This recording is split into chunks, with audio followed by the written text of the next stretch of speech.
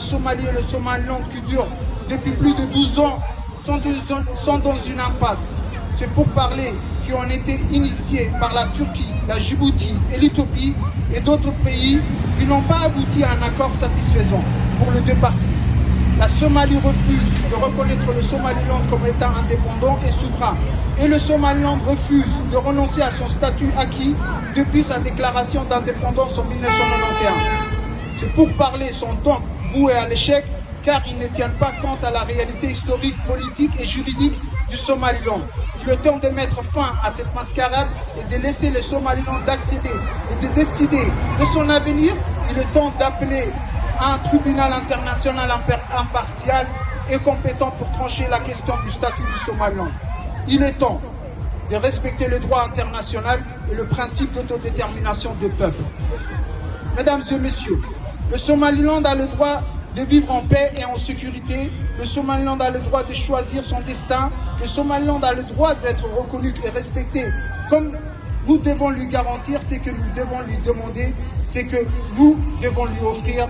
Mais encore, un autre aspect à cette guerre qui nous préoccupe et qui nous touche profondément, le sort des prisonniers de guerre.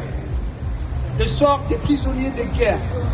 Des centaines de soldats et civils ont été capturés par les milices et de Puntland et de la Somalie et sont détenus dans des conditions inhumaines et dégradantes. Ils sont privés de leurs droits fondamentaux et de leur dignité et de leur humanité. Ils sont soumis à des traitements cruels, inhumains et dégradants, voire des actes de torture et d'exécution sommaire.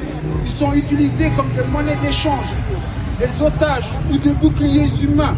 Ils sont victimes d'une violation flagrante des droits internationaux humanitaires et des conventions de Genève. Nous ne pouvons pas accepter cette situation. Nous ne pouvons pas fermer les yeux sur ces atrocités. Nous ne pouvons pas laisser ces prisonniers de guerre sans espoir ni secours.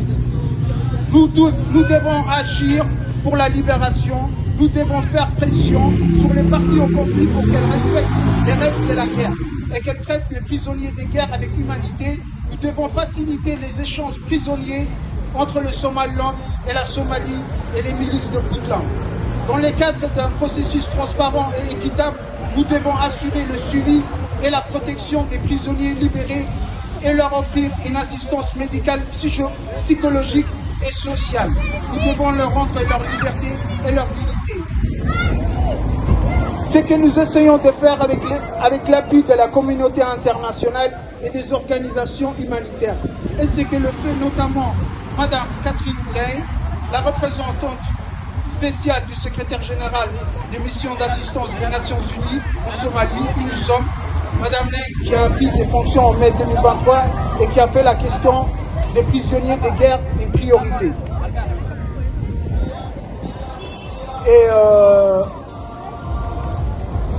Et je vais conclure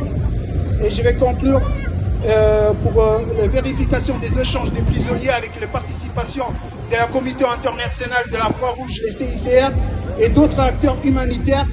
Elle appelle à la libération immédiate et inconditionnelle de tous les prisonniers de guerre, sans distinction de nationalité, d'origine, de religion ou d'appartenance politique.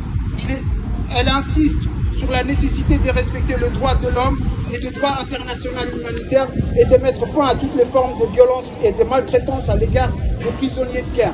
Elle exprime sa solidarité et sa compassion envers les prisonniers de guerre et leurs familles et leur assurer un soutien des Nations Unies. Merci beaucoup. Inch'Allah, merci beaucoup. Au revoir tout le monde.